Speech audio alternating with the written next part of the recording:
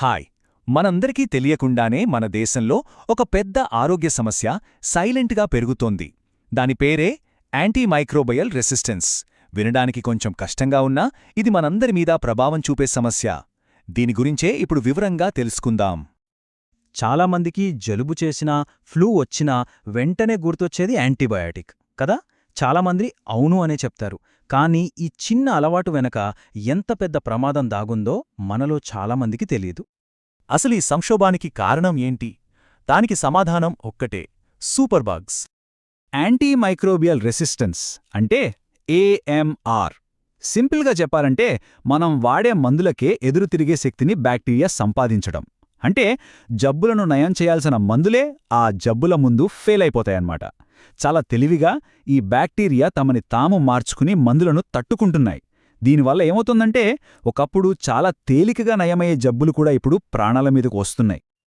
ఈ రెసిస్టెన్స్ వల్లే super bugs పుట్టుకొస్తున్నాయి.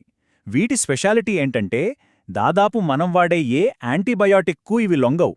అంటే ఈ సూపర్ బగ్స్ మనకు సోకితే ట్రీట్మెంట్ చేయడానికి డాక్టర్ల దగ్గర మందులు కూడా ఉండకపోవచ్చు. ఆలోచిస్తుంటేనే భయంగా ఉంది కదా. ఇది ప్రపంచం మొత్తం ఉన్న సమస్యే. కానీ ఇండియాలో మాత్రం పరిస్థితి చాలా సీరియస్గా ఉంది. ఎందుకు? అసలు మన దేశంలోనే ఈ సమస్య ఇంతలా పెరగడానికి కారణాలేంటో ఇప్పుడు చూద్దాం. ఈ కారణాలను మనమొక 3 రకాలుగా విడదీసి చూస్తే చాలా ఈజీగా అర్థమవుతుంది. అందులో మొదటిది మన చేతుల్లోనే ఉంది. అదే మన పర్సనల్ హ్యాబిట్స్. చూడండి, మనలో చాలామంది చేసే పెద్ద తప్పేంటంటే జలుబు, దగ్గులాంటి వైరల్ ఇన్ఫెక్షన్లకు కూడా యాంటీబయాటిక్స్ వాడేయడం. కాని యాంటీబయాటిక్స్ పనిచేసేది బ్యాక్టీరియా మీదేగాని వైరస్ల మీద కాదు. ఇక రెండో పెద్ద పొరపాటు, డాక్టర్ 5 రోజులు వాడమంటే 2 రోజులకే కొంచెం తగ్గగానే మందులాపేయడం. ఇలా చేయడం వల్ల ఏం జరుగుతుందంటే లోపల సగం చచ్చిన బ్యాక్టీరియా ఇంకా స్ట్రాంగ్గా తయారై అదే మందుకు రెసిస్టెంట్గా మారిపోతుంది. సరే, కేవలం మన అలవాట్లే కాదు, మన హెల్త్ కేర్ సిస్టంలో ఉన్న కొన్ని లొసుగులు కూడా ఈ సమస్యని ఇంకా పెద్దది చేస్తున్నాయి.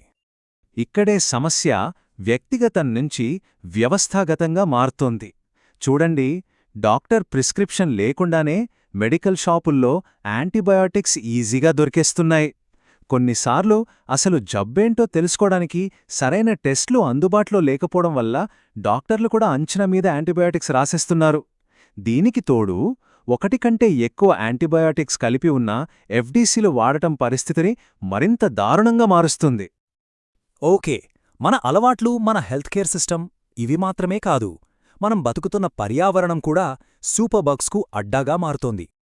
ఆలోచించండి, హాస్పిటల్స్ నుంచి వచ్చే వేస్ట్, ఫార్మా కంపెనీల నుంచి వచ్చే కాలుష్యం ఇవన్నీ నేరుగా మన నీటిలో కలిసిపోయి సూపర్ బగ్స్ను వ్యాపింపజేస్తున్నాయి. అంతేకాదు, మనం తినే చికెన్, మాంసంలో కూడా ప్రమాదముంది. పశువుల పెంపకంలో వాటి ఎదుగుదల కోసం విచ్చలవిడిగా యాంటీబయాటిక్స్ వాడేస్తున్నారు. దీనివల్ల ఆ రెసిస్టెంట్ బ్యాక్టీరియా జంతువుల నుంచి నేరుగా మన శరీరంలోకి వచ్చేస్తోంది. ఇన్ని కారణాలున్నాయి, సరే. కానీ దీనివల్ల మనం ఎంత నష్టపోతున్నాం? ఈ రెసిస్టెన్స్ వల్ల మనం చెల్లించే అసలు మూల్యం మనకు కనిపించేదానికంటే చాలా చాలా ఎక్కువ. ఈ నెంబర్ చూడండి, 2.5 లక్షలు. ఇది కేవలం ఒక అంకె కాదు. 2019లో ఒక్క సంవత్సరంలోనే ఏఎంఆర్ వల్ల మన దేశంలో చనిపోయిన వాళ్ళ సంఖ్య ఇది. పరిస్థితి ఎంత తీవ్రంగా ఉందో దీన్ని బట్టే అర్థం చేసుకోవచ్చు. చనిపోయిన వాళ్ల సంఖ్య భయపెడుతోంది, నిజమే. కాని మనకు కంటికి కనిపించకుండా మన శరీరంలోనే జరుగుతున్న నష్టం ఇంకొకటుంది. అదేంటో ఇప్పుడు చూద్దాం. మన పేగుల్లో కొన్ని కోట్ల మంచి బ్యాక్టీరియా ఉంటుంది. అవి మన ఆరోగ్యానికి చాలా అవసరం. కానీ మనం యాంటీబయోటిక్స్ వాడినప్పుడు అవి చెడ్డ బ్యాక్టీరియాతో పాటు ఈ మంచి బ్యాక్టీరియాను కూడా చంపేస్తాయి. ఇలా మన జీర్ణ వ్యవస్థలో బ్యాలెన్స్ దెబ్బతినడాన్నే డైస్బయోసిస్ అంటారు. ఇది చాలా చాలా ముఖ్యమైన విషయం. మన పేగులకి, మన బ్రెయిన్కి డైరెక్ట్ కనెక్షన్ ఉంది. దీన్నే గట్ బ్రెయిన్ యాక్సిస్ అంటారు. మన పేగుల్లోని మంచి బ్యాక్టీరియా మన మూడ్ని, మన టెన్షన్ని, మన ఫోకస్ని కంట్రోల్ చేస్తుంది. ఎప్పుడైతే ఈ డైస్బయోసిస్ వస్తుందో ఈ కనెక్షన్ దెబ్బతింటుంది. దాని ఫలితంగా యాంగ్జైటీ, డిప్రెషన్ లాంటి మానసిక సమస్యలు కూడా మొదలవుతాయి.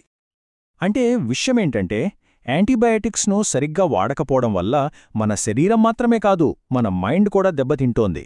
ఇది మనలో చాలామంది గుర్తించని ఒక సైలెంట్ హెల్త్ క్రైసిస్. ఇదంతా వింటుంటే భయంగా అనిపించొచ్చు. కాని కంగారు పడాల్సిన పనిలేదు. ఈ సమస్యను ఎదుర్కోవడానికి మన దగ్గర మార్గాలున్నాయి. ఆ సొల్యూషన్స్ ఏంటో ఇప్పుడు చూద్దాం. ఈ సమస్యను ఎదుర్కోవటానికి మన ముందు ఒక 4 స్టెప్ ప్లాన్ ఉంది. 1. అసలు యాంటీబయాటిక్స్ ఎప్పుడు వాడాలి, ఎప్పుడు వాడకూడదు అనేదానిపై అందరికీ అవగాహన కల్పించాలి. 2. మన ఇంట్లో దొరికే ఇడ్లీ, పెరుగు లాంటి పులియబెట్టిన ఆహారాలు ఎక్కువగా తినాలి. ఇవి మన పేగుల్లో మంచి బ్యాక్టీరియాను పెంచుతాయి. 3. ఒకవేళ తప్పనిసరి పరిస్థితుల్లో యాంటీబయాటిక్స్ వాడాల్సి వస్తే డాక్టర్ సలహాతో పాటు ప్రోబయాటిక్స్ కూడా తీసుకోవాలి. ఇక 4. చాలా ముఖ్యమైనది, ప్రభుత్వం కఠినమైన రూల్స్ పెట్టి ప్రిస్క్రిప్షన్ లేకుండా యాంటీబయాటిక్స్ అమ్మడాన్ని పూర్తిగా ఆపేయాలి. ఈ రూల్స్కి ఒక best example red line campaign. చాలా సింపుల్ ఐడియా. యాంటీబయాటిక్ మందుల ప్యాకెట్ల మీద ఒక ఎర్ర గీత ఉంటుంది. దాన్ని చూడగానే ఈ మందును డాక్టర్ చీటీ లేకుండా కొనకూడదని ఎవరికైనా ఇట్టే అర్థమవుతుంది. ఇది చాలా ఎఫెక్టివ్ పద్ధతి. చివరిగా ఒక్క ప్రశ్న. ఇంత పెద్ద ఆధునిక ఆరోగ్య సంక్షోభాన్ని పరిష్కరించే శక్తి మన పూర్వీకులు మనకిచ్చిన ఇడ్లీ, పెరుగులాంటి సాధారణ ఆహారంలోనే దాగి ఉందేమో? బహుశా మనం పరిష్కారాల కోసం ఎక్కడో వెతకడం మానేసి మన వంటగది వైపు ఒక్కసారి చూస్తే సరిపోతుందేమో. దీని గురించి కాస్త ఆలోచించండి.